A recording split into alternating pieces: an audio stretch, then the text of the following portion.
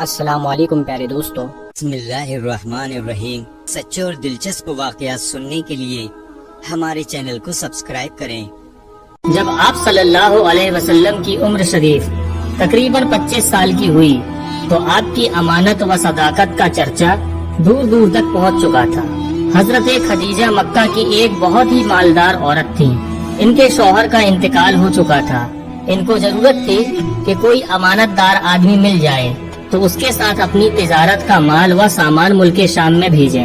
چنانچہ حضرت خدیجہ رضی اللہ تعالی عنہا نے اس کام کے لیے حضور صلی اللہ علیہ وسلم کو منتخب کیا اور کہلا بھیجا کہ آپ ملک شام جائیں اور جو معاوضہ میں دوسروں کو دیتی ہوں آپ میرا مال تجارت لے کر ملک کے امانت دار کو سونپ دیجیے، میں اس کے بنا پر آپ کو اس کا دگنا دوں گی۔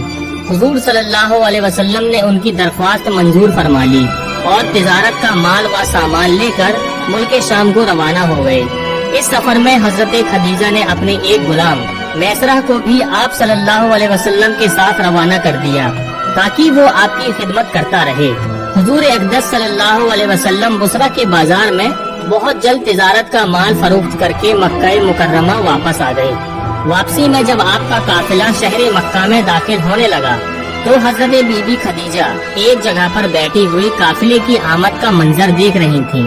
جب ان کی نظر حضور صلی اللہ علیہ وسلم پر پڑی تو انہیں ایسا نظر آیا کہ جیسے دو فرشتے آپ صلی اللہ علیہ وسلم کے سر پر دھوپ سے سایہ کیے ہوئے ہیں۔ حضرت خدیجہ کے قلب پر اس نورانی منظر کا ایک خاص اثر ہوا اور بڑے ہی عقیدت سے انتہائی والہانہ محبت کے ساتھ یہ حسین جلوہ دیکھتی رہی۔ پھر حضرت خدیجہ نے اپنے غلام سے کئی دنوں بعد اس کا ذکر کیا تو غلام نے بتایا کہ میں تو پورے سفر میں یہی منظر دیکھتا رہا ہوں اور اس کے علاوہ میں نے بہت سی عجیب و غریب باتوں کا مشاہدہ کیا ہے۔ یہ سن کر حضرت بی بی خدیجہ کو آپ سے بے پناہ قلبی تعلق اور بے حد عقیدت و محبت ہو گئی اور یہاں تک ان کا دل جھک گیا کہ انہیں آپ صلی اللہ علیہ وسلم سے نکاح کی چاہت ہو گئی۔ حضرت بی بی خدیجہ رضی اللہ تعالی عنہا مال و دولت کے ساتھ انتہائی شریف اور عزت مآب خاتون تھی۔ اہل مکہ ان کی پاک دامنی اور پارسائی کی وجہ سے ان کو طاہرہ کہا کرتے تھے۔ آپ رضی اللہ تعالی عنہا کی عمر 40 سال ہو چکی تھی۔ پہلے آپ رضی اللہ تعالی عنہا کا نکاح ابو حالہ بن جراح تمیمی سے ہوا تھا اور ان کے 2 لڑکے ہند بن ابو حالہ اور حالہ بن ابو حالہ پیدا ہو چکے تھے۔ پھر ابو حالہ کے انتقال کے بعد حضرت خدیجہ نے دوسرا نکاح عتیق بن عابد مخزومی سے کیا۔ ان سے بھی 2 اولاد ہوئی، ایک لڑکا عبداللہ بن عتیق اور ایک لڑکی ہند بنت عتیق۔ حضرت خدیجہ کے دوسرے شوہر عتیق کا بھی انتقال ہو چکا تھا۔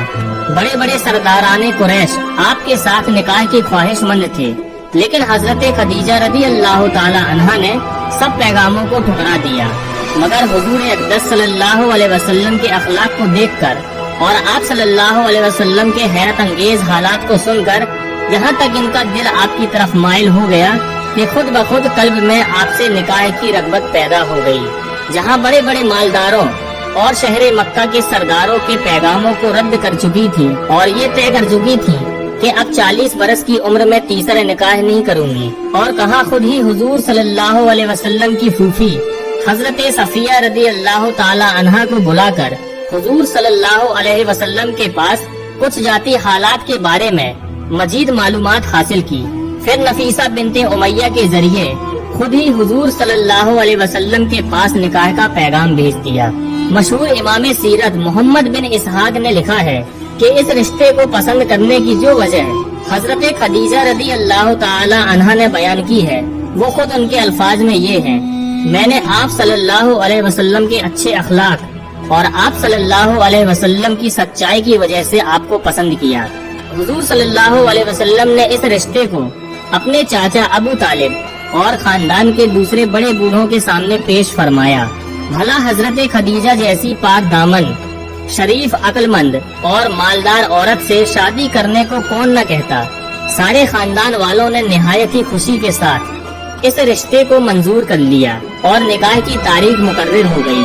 حضور صلی اللہ علیہ وسلم حضرت حمزہ اور ابو طالب وغیرہ اپنے چاچاؤں اور خاندان کے دوسرے افراد اور شرفائے بنی ہاشم و سرداران مضر کو اپنی بارات میں لے کر حضرت بی بی خدیجہ کے مکان پر تشریف لے گئے اور نکاح ہوا۔ حضور صلی اللہ علیہ وسلم کے نکاح کے وقت خطبہ آپ کے چچا جان ابو طالب نے پڑھا، جس کا مضمون یہ ہے: یہ میرے بھائی کا فرزند محمد بن عبداللہ ہے۔ میرا بھتیجا محمد صلی اللہ علیہ وسلم وہ شخص ہے جس کے ساتھ میری قربت اور محبت کو تم لوگ اچھی طرح جانتے ہو۔ وہ خدیجہ بنت خویلد سے نکاح کرتا ہے اور میرے مال میں سے 20 اونٹ مہر مقرر کرتا ہے، اور اس کا مستقبل بہت ہی عظیم الشان اور جلیل القدر ہے۔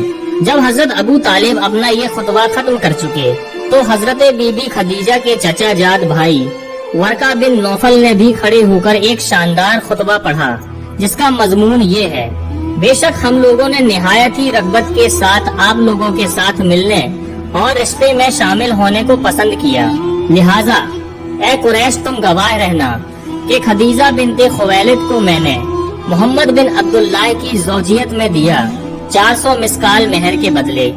اور پھر حضرت بی بی خدیجہ رضی اللہ تعالی عنہا کے ساتھ حضور صلی اللہ علیہ وسلم کا نکاح ہو گیا۔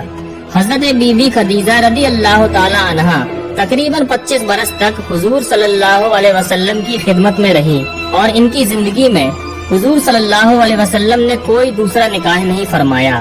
حضور صلی اللہ علیہ وسلم کے ایک فرزند حضرت ابراہیم کے سوا باقی آپ کی تمام اولاد حضرت خدیجہ رضی اللہ تعالی عنہا کی بطن سے پیدا ہوئی۔